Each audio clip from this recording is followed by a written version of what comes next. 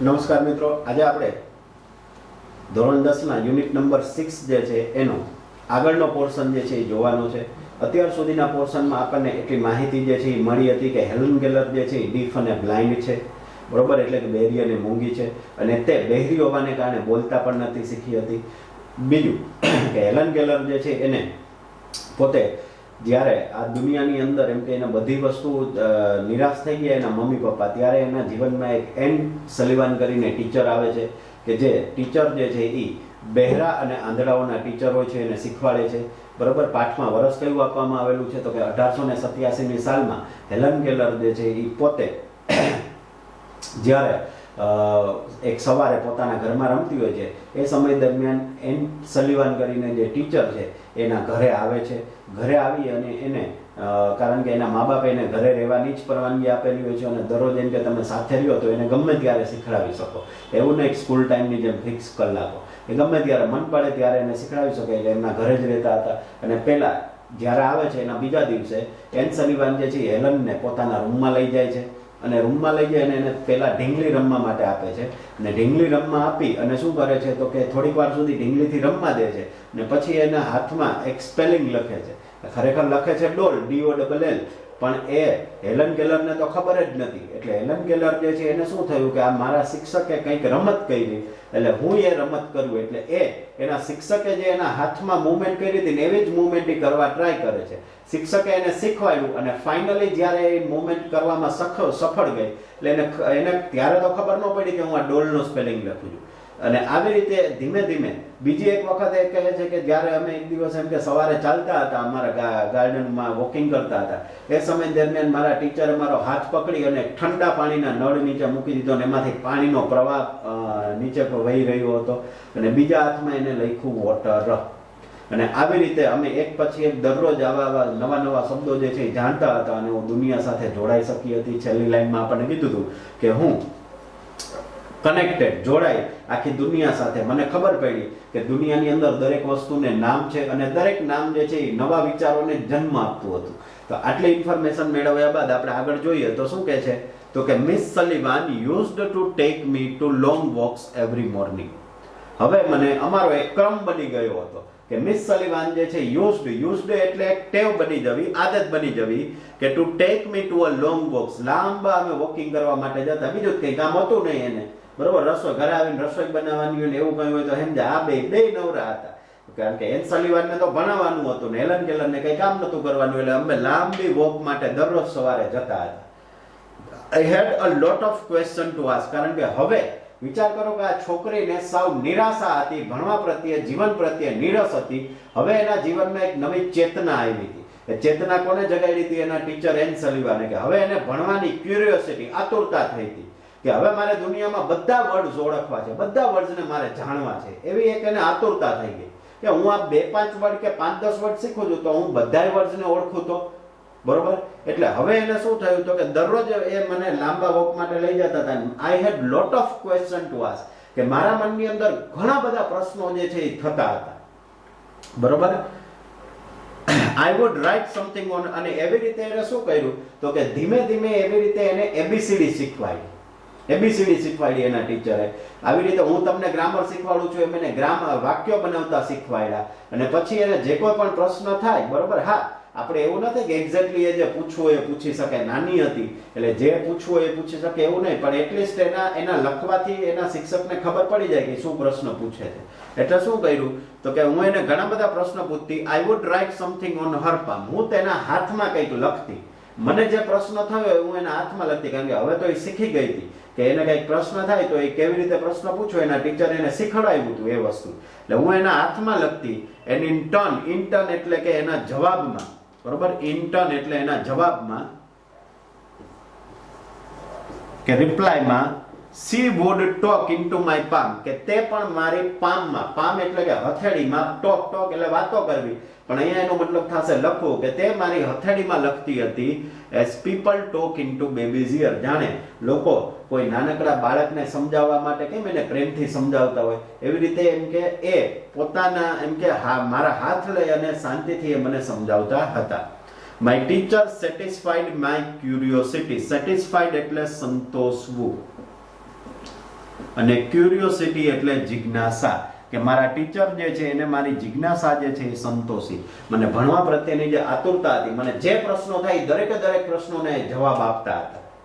Now everything around me was full of life. હવે મારી આજુબાજુમાં મારું જીવન જે છે full of life, જીવનથી ભરપૂર હતું. હવે મને જીવવાનો આનંદ આવી રહ્યો હતો, કારણ કે હું દુનિયા સાથે જોડાયેલી, મારે જે વસ્તુ જોઈએ હું માગી શકતી હતી. એમ કે દાખલા તરીકે જમવાનું, પહેલા તો જમવાનું કંઈક ભાવ્યું હોય, બરોબર, તો બિચારી કહી જ નથી શકતી મને આ વસ્તુ ભાવી છે, આ બનાવો, આ મને ખવડાવો ફરીથી, કારણ કે બોલવાની તો વાત જ રહે, જોઈ નથી શકતી અને સાંભળી નથી શકતી, બરોબર. પણ હવે તો એને કંઈક ખાવાનું મન થયું હોય, કંઈક કાર્ય કરવાનું મન થયું હોય તો કહી શકતી હતી થ્રુ પામ, આવી રીતે પામમાં હથેળીમાં લખીને.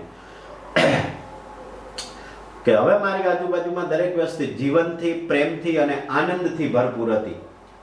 The second stage of learning was more difficult. હવે ભણતરનું એક સ્ટેજ પૂરું થઈ ગયું હતું, એટલે કે આવી રીતે સ્પર્શ દ્વારા બધા વર્ડ્સ જે છે એ શીખડાવી દીધા હતા, એને વાક્યો, એને પ્રશ્નો થાય સોલ્વ કરતા શીખડાવી દીધું હતું. હવે એના ભણતરનું બીજું સ્ટેજ ચાલુ થાય છે, બીજું પગથિયું મૂકે છે, બરોબર.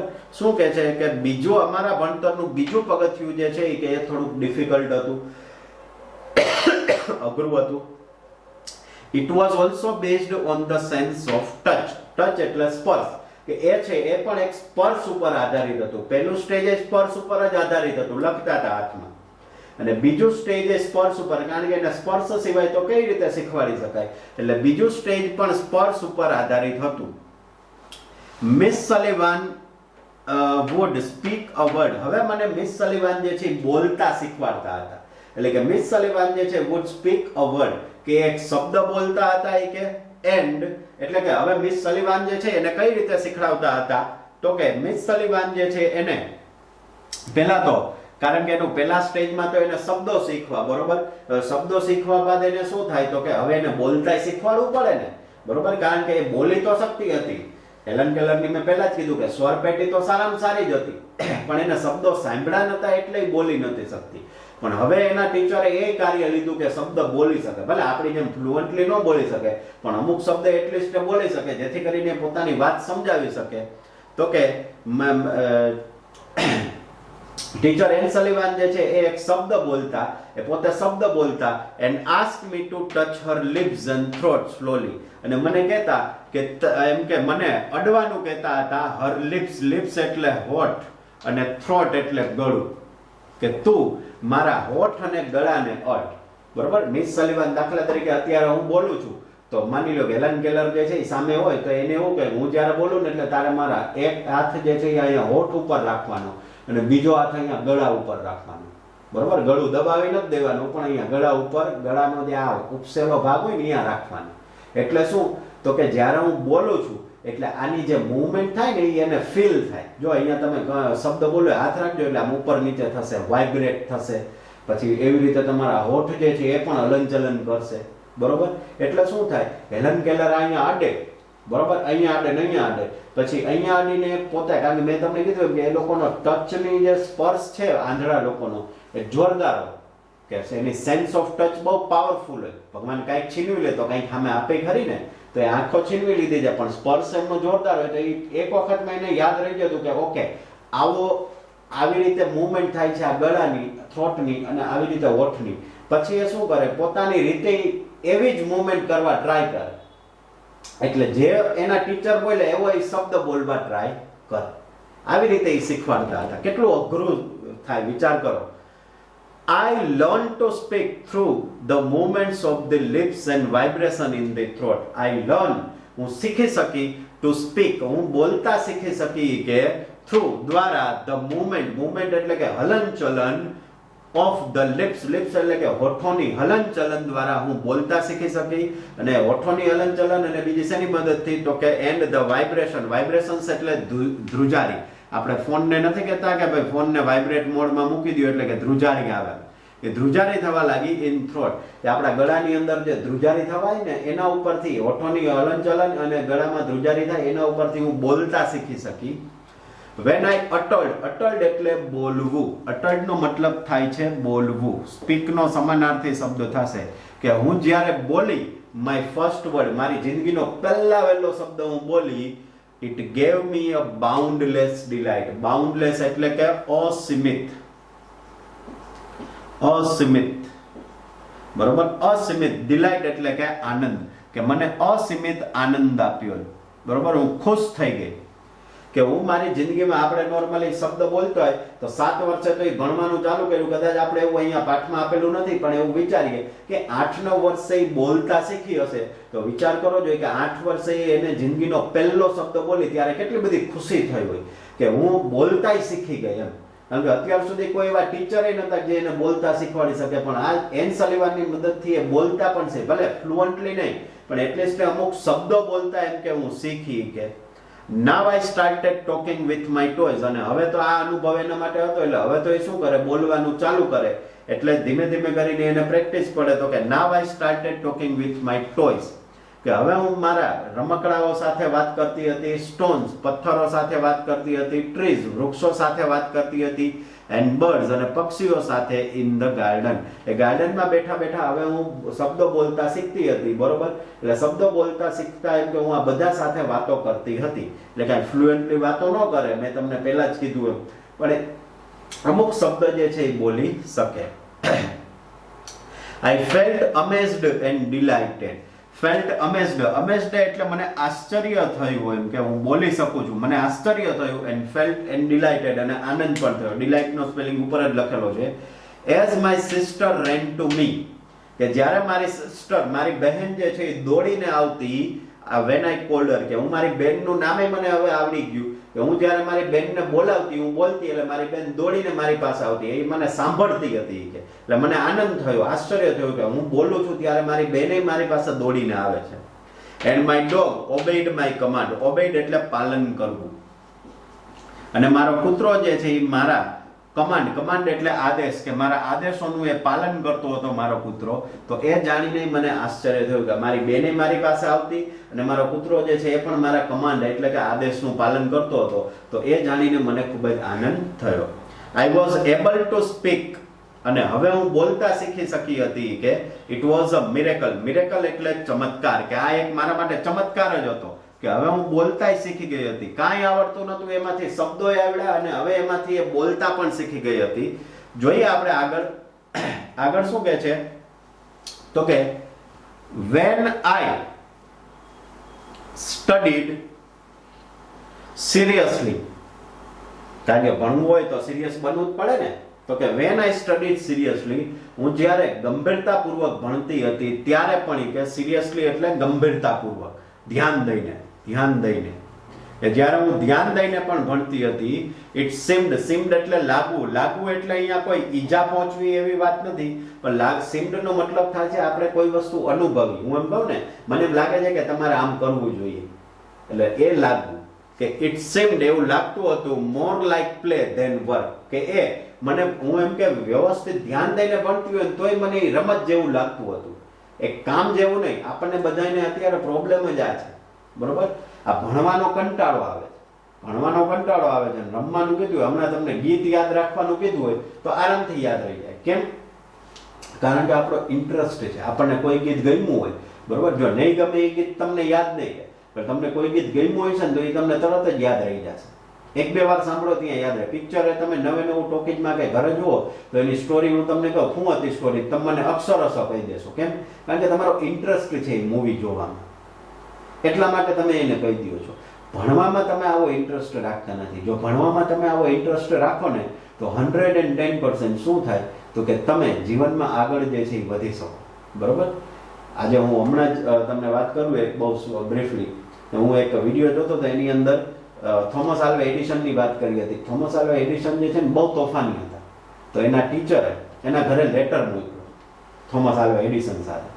એટલે એડિસને ઘરે જઈને લેટર આપ્યો એના મમ્મીને કે ટીચર આ લેટર આપ્યો છે. બરોબર? એ કે શું લખ્યું છે? તો કે એને ટીચરે એવું કીધું હતું કે તું ન ખોલતો, તું ન વાંચતો, તારી મમ્મીને આપજે. ને એ લોકો, વિદેશના લોકો આટલા ઓનેસ્ટ હોય છે, જેને કીધું હોય એને જ એ લોકો લેટર આપે. આપણે હોય ક્યારનો વાંચીને ફેંકી દીધો હોય. બરોબર? પણ એ લોકો એવું ન કર્યું. થોમસ આલ્વા એડિસને એને જઈ અને એના મધરને આપ્યો, એની મમ્મીને પૂછ્યું શું લખ્યું છે ટીચરે? તો કે તારા શિક્ષકે એવું લખ્યું છે કે તમારો બાળક જે છે ને એટલો બધો હોશિયાર છે કે તમે એના વિચારો એટલા બધા મહાન છે, બરોબર, એ વૈજ્ઞાનિક બનવાને લાયક છે કે અમે આ સ્કૂલમાં એને ભણાવી નહીં શકીએ, તમે એને અહીંયા કરતાં વધારે સારી સ્કૂલમાં ભણાવવા મોકલો. અને એમ કરતાં એને થોમસ આલ્વા એડિસન જે છે એ પોતે એમ કે આ એનામાં એટલું બધું ભણવાનું, એટલો બધો એ કાબેલ છે, એટલો બધો એ હોશિયાર છે કે દુનિયાનું કંઈક નવી વસ્તુનું સર્જન કરવા માટે એમ કે એનો જન્મ થયો છે. અને આવી રીતે એની માતાએ એનામાં આ મોટિવેશનના શબ્દો કીધા. થોમસ આલ્વા એડિસન એ શબ્દોને પકડી લીધા અને વી નો કે એ કેટલા મહાન ગ્રેટ સાયન્ટિસ્ટ જે છે એ બન્યા. પછી એમના મધરનું મૃત્યુ થયું એટલે એના મધરને બધી વિધિ બતાવીને ઘરે આવ્યા ને એના મધર એ ગામડે રહેતા હતા. ગામડેથી બધો સામાન ભેગો કર્યો, એમાં એને લેટર મળ્યો. અને એ લેટર જ્યારે એને ખોલ્યો ને ત્યારે થોમસ આલ્વા એડિસન રડવા લાગ્યા. કેમ? કારણ કે લેટરમાં ખરેખર શું લખ્યું હતું એના ટીચરે ખબર? કે તમારું બાળક જે છે ને સૌથી ઠોઠ છે ને, અમે એને અહીંયા ભણાવી નહીં શકે, એને વહેલી તકે ઉઠાડી લો. એ જિંદગીમાં કાંઈ નહીં કરી. પણ વિચાર કરો કે એની માતાએ એને અલગ રીતે ટ્રીટ કર્યો અને મોટિવેશન આપ્યું ને દુનિયાના મહાન સાયન્ટિસ્ટ બન્યું. એટલે કહેવાનો મતલબ અહીંયા પણ એ છે કે જ્યારે તમે કોઈ પણ કામ જે છે એને તમારા રસપૂર્વક કરો છો, બરોબર, આવું કોઈ મોટિવેશન મળી જાય અને રસપૂર્વક કામ કરો છો, તમે જીવનના ગમે તેવો કપરો સમય એને પસાર કરી શકો છો. સેમ વસ્તુ અહીંયા કહે છે કે મને એ એક રમત કરતા, મને એક કામ કરતા, બોજ કરતા એક રમત જેવું લાગતું ને એટલા માટે મને ભણવાનું ગમતું. whenever anything delighted or interested me, અને જ્યારે પણ મને કોઈ પણ વસ્તુમાં આનંદ આવતો, બરોબર, અથવા તો મને એમાં રસ પડતો, Miss Sullivan would talk about that as if she were a little girl herself. Miss Sullivan જે છે એના વિશે ટોક એટલે કે વાતો કરતા હતા, as if એટલે કે જાણે કે she were a little girl, જાણે કે તે પોતે એક નાનકડી છોકરી હોય એ રીતે શું કરતા હતા તો કે પોતે વાતો કરતા હતા, બરોબર. જાણે કે જ્યારે તમે કોઈ બાબતની કલ્પના કરો કે મિસ સલિવાનની ઉંમર તો મોટી છે, પણ અહીંયા એને કલ્પના કરી કે એક નાનકડા બાળકની જેમ એ પોતે, નહીતર અહીંયા તમે જો સી સાથે વોઝ આવે પણ અહીંયા વેર આવે છે. આવી જ્યારે તમે કોઈ કલ્પના કરીને કંઈ કહો છો ને ત્યારે વેર વાળી રચના આવે છે, ઇફ અને વેર વાળી રચના કહેવાય ને. તો કે એ મિસ સલિવાન જે છે એ શું કરે છે તો કે એ જાણે નાનકડા એક બાળક હોય ને એવી રીતે મારી સાથે વાતો કરતા. ટૂંકમાં મને જ્યારે પણ આવો કોઈ વસ્તુ ઇન્ટરેસ્ટ પડે, રસ પડે, એ મારે ભણવાની થાય તો એ મને ના નતા પાડતા. એમ નહીં કે ભાઈ પછી આવજે ને પછી મને ફોન કરજો, એવું નહીં. મને જ્યારે રાત્રે 2 વાગે પ્રશ્ન થાય 2 વાગે પ્રશ્નનો જવાબ આપે. મારે જ્યારે શીખવાનું મન થાય ત્યારે વેન એવર, જો એટલા માટે શબ્દ અહીંયા ઉપયોગ કર્યો, વેન એવર. જ્યારે પણ મને મનમાં કોઈ પણ પ્રશ્ન ઉદ્ભવે, મને કોઈક વસ્તુ અમેઝિંગ લાગે, હું એને પ્રશ્ન પૂછું તો મને એનો જવાબ આપતા. She taught subjects like science, બરોબર, તે વિજ્ઞાન જેવા સબ્જેક્ટને, અઘરા સબ્જેક્ટને મને ભણાવતા હતા by making it so interesting. Interesting એટલે કે રસથી, કે વિજ્ઞાન જેવા અઘરા સબ્જેક્ટને એટલો રસપૂર્વક ભણાવતા હતા that I remembered everything, કે મને બધું યાદ રહી જતું. એ સાયન્સમાં હું તમને થિયરી ભણાવું ને એનો પ્રેક્ટિકલ કરાવું ને એ રીતે શીખવાડું તો તમને ઇઝીલી યાદ જે છે એ રહી જાય. નેક્સ્ટ આપણને કહે છે finally my teacher began teaching me to read. અને હવે મારા ટીચરે મને જો પહેલા એને શબ્દોથી વાકેફ કરાવ્યા પહેલા સ્ટેજમાં, બીજા સ્ટેજમાં એને બોલતા શીખવાડી અને હવે ત્રીજા સ્ટેજમાં તો કે finally my teacher began teaching me to read. હવે મારા શિક્ષક જે છે એને મને વાંચતા શીખવાડ્યું. I first read raised letters and letters on read with braille. I first read raised letters. Raised letter એટલે શું તો કે આપણે કોઈ એવી બુક કે એવું હોય છે એમાં કેમ ઓલા એમ્બોસ કરેલા લેટર આવતા હોય છે. કોઈ બુક હોય તો એની અંદર એમ્બોસ કરેલા લેટર હોય, બરોબર. એક દાખલા તરીકે હું તમને એક એક્ઝામ્પલ બતાવું તો અત્યારે તમે જે અહીંયા આ તમને માઉસ પેડ જોવા મળે છે આની ઉપર તમે જો આ જુઓ તો આ શબ્દ જે છે ને એમ્બોસ કરા ઉપસીને આવેલા છે, એને રેઝ્ડ લેટર્સ કહેવાય. તો કે સૌથી પહેલા તો મેં આવા રેઝ્ડ લેટર્સ જે છે કે આંધળા લોકો હોય ઓલી બ્રેઇલ લિપિ એનું પુસ્તક આવે છે, બરોબર. એટલે પહેલા તો મેં આવા રેઝ્ડ લેટર્સ જે છે એ વાંચવાના ચાલુ કર્યું.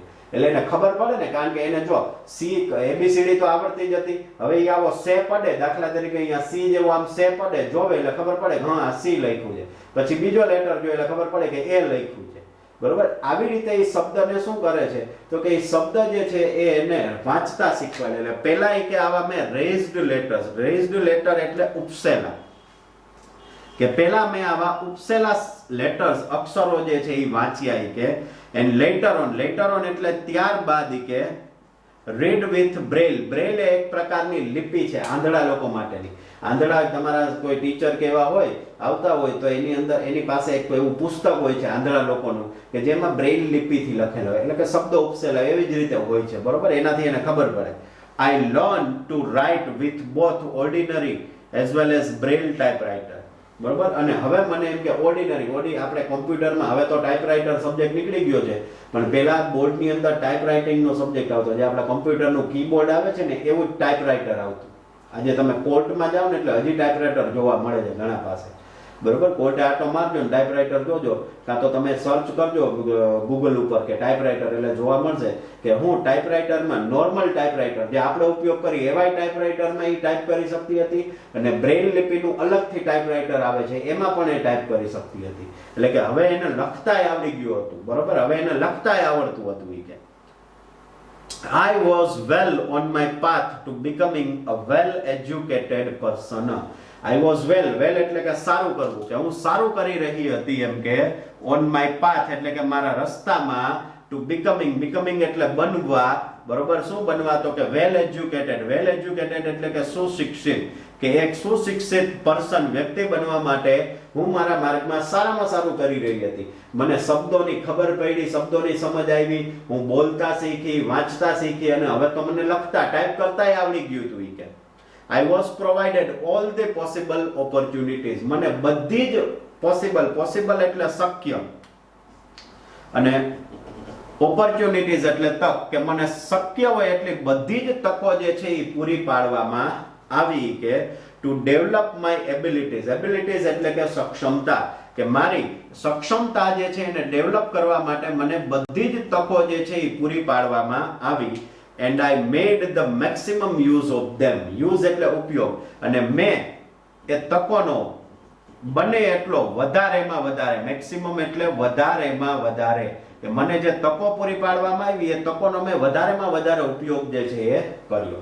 તો વિચાર કરો કે હેલન કેલર જે છે એ પોતાના જીવનની અંદર કેવી રીતે આગળ જે છે એ વધ્યા, બરોબર. પેલા શબ્દોને જાણ્યા, પછી એ શબ્દો જે છે એનો અનુભવ કર્યો, એને બોલતા શીખ્યા, પછી તો કે એ શબ્દો જે છે એને એ વાંચતા શીખે છે, અને પછી એને લખતા શીખ્યા, બરોબર.